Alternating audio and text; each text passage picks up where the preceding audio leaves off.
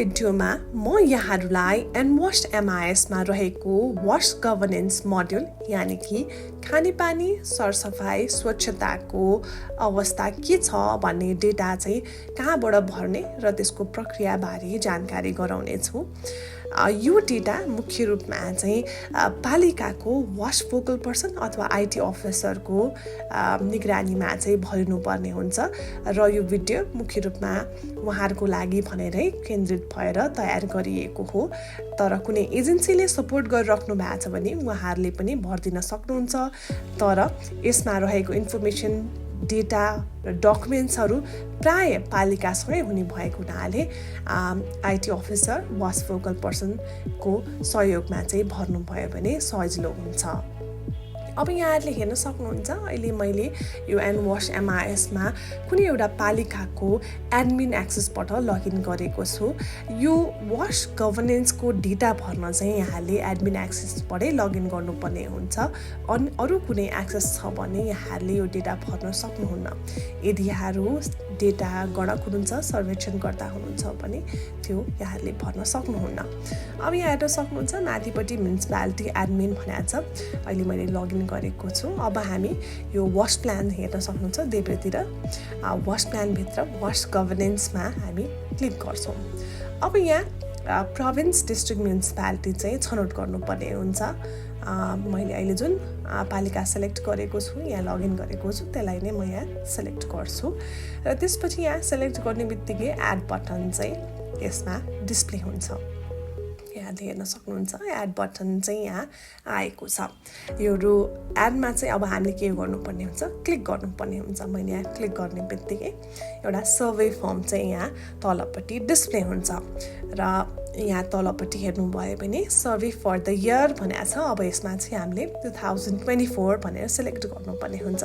यदि पुरानो कुनै इयरको यहाँले डेटा छुटेको थियो भर्नुपर्ने छ भने त्यो पनि गर्न सक्नुहुन्छ र होइन अहिले हामीले भर्खरै NWASHमा काम सुरु गरेका छौँ भने 2024 मात्रै भर्नुभयो हुन्छ। र यहाँ विभिन्न कम्पोनेन्ट यहाँले हेर्न सक्नुहुन्छ। छुट्टा छुट्टै कम्पोनेन्टमा चाहिँ फर्म र क्वेसन्सहरू राखिएका छन्। प्रश्नहरू चाहिँ यसमा समावेश गरिएका छन्। अब म पहिलो सेक्सनमा जान्छु यानि कि वाश योजना कार्यान्वयन भन्ने पार्ट छ। अब यसमा मुख्य रूपमा चाहिँ NWASH MIS मार्फत चाहिँ खासो योजना तर्जुमा गरियो भने वाश प्लान बनाइएको हो होइन भन्ने कुरा सोधिएको छ छैन भनेर यहाँले उत्तर दिनुपर्ने हुन्छ। र कुनै प्रश्नमा कन्फ्युजन भयो भने यहाँ आई भन्नेमा क्लिक गर्नुभयो भने त्यसको डिस्क्रिप्सन पनि यसमा दिएको छ। त्यसै गरी यस पालिकामा खासो चाहिँ योजना लागू भएको कार्यान्वयन भएको छ कि छैन भनेर चाहिँ यसमा छ छैन आन्सर रूपमा यहाँले त्यहाँको के अवस्था छ आफ्नो पालिकाको अवस्था यदि वाश प्लान बनेको छ भने त्यसलाई चाहिँ लेख्नु पर्यो। यदि छैन भने माथि नै छैन लेख्नुभयो भने फरक परेन। त्यसै गरी यो वर्ष NWASH MIS मा अद्यावधिक यानि कि अपडेट गरियो कि गरेन डेटाहरू अपडेट गरियो प्लान अपडेट गरियो भनेर सोचेको छ। यो चाहिँ यहाँले आफ्नो पालिका अनुसार भर्नुपर्ने हुन्छ। त्यसपछि अर्को भनेको यहाँ योजना नीति र रणनीति र यसको चाहिँ यहाँ एकीकृतमा क्लिक गर्यो भने विभिन्न डकुमेन्ट्सहरू जस्तै वाश एक्टका कुराहरू होला, वाश पोलिसीका कुराहरू होला, स्ट्राटेजीहरू होला, वाश गाइडलाइन्सहरू, कन्टिजेन्सी प्लान र अन्य कुनै डकुमेन्ट्सहरू छन् जुन खानेपानी सरसफाई र स्वच्छता सम्बन्धी कुनै अरू त्यस्ता डकुमेन्ट्सहरू तयार गरिएका छ भने यसलाई चाहिँ यसमा अपलोड गर्नुपर्ने हुन्छ। यहाँ डिस्क्रिप्सनमा लेख्नु पर्यो र त्यसपछि यहाँले चाहिँ यसलाई चुज फाइल सेलेक्ट गरेर चाहिँ त्यो फाइललाई सेलेक्ट गरेर यहाँ चाहिँ अपलोड गर्न सक्नुहुन्छ। यहाँले डिस्क्रिप्सनमा चाहिँ के डकुमेन्ट हो त्यसको चाहिँ अलिकति डिटेल्स चाहिँ खुलाइदिन पर्ने हुन्छ। र यहाँले यसमा यो डकुमेन्ट्सहरू जे जस्तो डकुमेन्ट्सहरू बनाएको छ, जस्तै ऐनका कुराहरू होला, वास ऐनहरू कुराहरू होला, त्यसै गरी अरू डकुमेन्ट्सहरू जस्तै वाटर क्वालिटी टेस्ट मोनिटरिङ गाइडलाइन्सहरू होला, नीति रणनीतिहरू, विभिन्न कुराहरू हुन्छ। त्यो डकुमेन्ट्सहरू यदि यहाँहरूको पालिकामा बनेको छ भने त्यसलाई यहाँ अपलोड गर्नुपर्ने हुन्छ। र मेरो विनम्र अनुरोध छ यहाँहरूले यस्तो डकुमेन्टहरू आफ्नो बनेको छ भने सकेसम्म त्यसलाई चाहिँ यसमा अपलोड गरिदिनु होला, ताकि अरू कुनै पालिका जहाँ बनेको छैन भने उहाँहरूले यसलाई रेफरेन्सको रूपमा पनि हेर्न सक्नुहुन्छ। र यहाँहरूको बनेको छ भने यहाँहरू पनि एउटा इक्जाम्पलको रूपमा चाहिँ यस सिस्टममा बस्न सक्नुहुन्छ। र अब यहाँ अरू डकुमेन्ट्सहरू जे जस्तो डकुमेन्ट्सहरू मानेको छ, जस्तै विद्यालयमा, स्वास्थ्य संस्थामा, सार्वजनिक शौचालयमा अरू डकुमेन्ट्सहरू त्यस्तो छ भने यहाँ जुन खुलाइया छ त्यसमा हाल्नुपर्ने हुन्छ।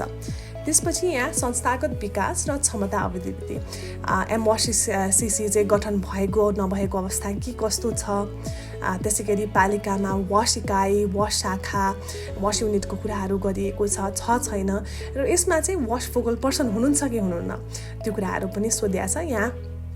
यहाँले 6 लेख्ने बित्तिकै यहाँ फोकल पर्सनको चाहिँ नाम, नम्बर र उहाँले अहिलेसम्म कुन तालिम लिनुभएको छ त्यसबारे पनि यहाँ टिक लाउने अप्सन दिएको छ। जतिवटा लिनुभएको छ त्यसलाई टिक लगाइदिनु होला। यो चाहिँ वास फोकल पर्सनको। त्यसै गरी यहाँ तल हेर्नुभयो भने यहाँ कहिलेकाहीँ के हुन्छ भने यो 6 भनेर सिलेक्ट गर्दाखेरि त्यो फोकल पर्सनको नाम आउन नआउन सक्छ। त्यसलाई छैन भनेर फेरि 6 छान्नुभयो भने त्यो चाहिँ डिस्प्ले हुन्छ। त्यसै गरी त्यहीसँग सम्बन्धित यो संस्थागत विकास र क्षमता अभिवृद्धिसँग सम्बन्धित अरू प्रश्नहरू पनि छ।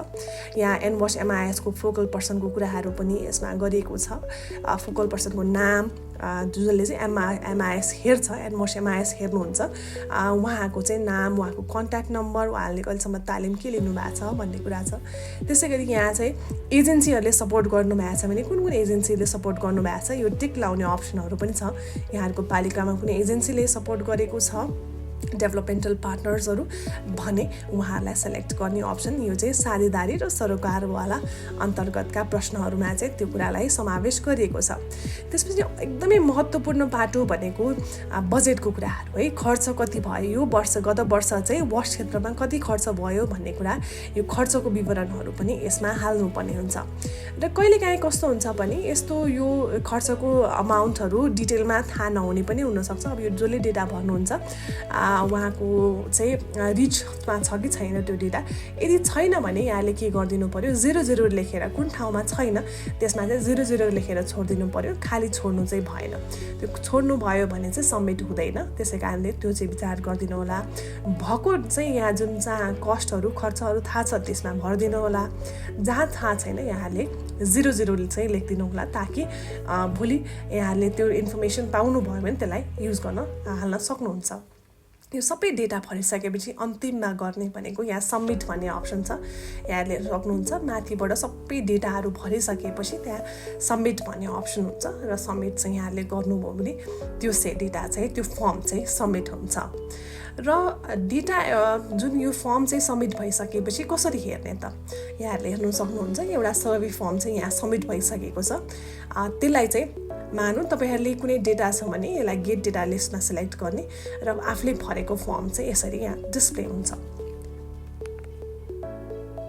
र त्यो डिस्प्ले भएकोमा चाहिँ यहाँहरूले एडिटिङ गर्न मन लागेको खण्डमा एडिटमा छान्नुभयो भने कुनै डेटा छुट्यो अथवा चाहिँ कुनै डकुमेन्ट्स थप बन्यो भने त्यसलाई चाहिँ यहाँले त्यो वर्षमा त्यो सर्वे इयरमा बनेको छ भने त्यसलाई चाहिँ सबमिट गर्न सक्नुहुन्छ। र डेटा भ्यू गर्न पनि यहाँले यहाँ भ्यूमा सेलेक्ट गर्नुभयो भने त्यसलाई सजिलैसँग यहाँले यसरी भ्यू गर्न सक्नुहुन्छ। आफूले कस्तो डेटा भरेको छ भन्ने कुरा सजिलैसँग हेर्न सक्नुहुन्छ। सो यसरी हामीले चाहिँ यो वास गभर्नेन्सको डेटा चाहिँ यो NWASH MIS मा रहेको जुन फर्म छ त्यसलाई सजिलैसँग फिलअप गरेर चाहिँ यसलाई सबमिट गर्नुभयो भने यो भर्न सकिन्छ। र यो इन्फर्मेसन एकदमै भ्यालुएबल पनि छ। तिनै सरकारलाई चाहिँ यो इन्फर्मेसनलाई चाहिँ युटिलाइज गर्ने चाहिँ सोच भएको हुनाले हाम्रो अपेक्षा भनेको यो डेटा यहाँले सकेसम्म भरिदिनुहुन्छ भन्ने हो। र त्यसको लागि चाहिँ यो भिडियोले चाहिँ एकदमै सहज सहायता प्रदान गर्नेछ होला र आगामी दिनमा पनि यस्तै भिडियोहरू हामी बनाउँदै जानेछौँ। यहाँहरूको अनुरोध अनुसार हामीले यस्ता भिडियोहरू धेरै बनाइसकेका पनि छौँ र अरू पनि त्यस्तो भिडियोहरू चाहिँ बनाउँदै जानेछौँ। त्यसको लागि चाहिँ यहाँले यो यस्ता भिडियोहरू हेर्नको लागि चाहिँ यो सिस्टम युट्युब च्यानललाई चाहिँ लाइक, सेयर, सब्सक्राइब गरिदिन नबिर्सनु होला। हस्, धन्यवाद।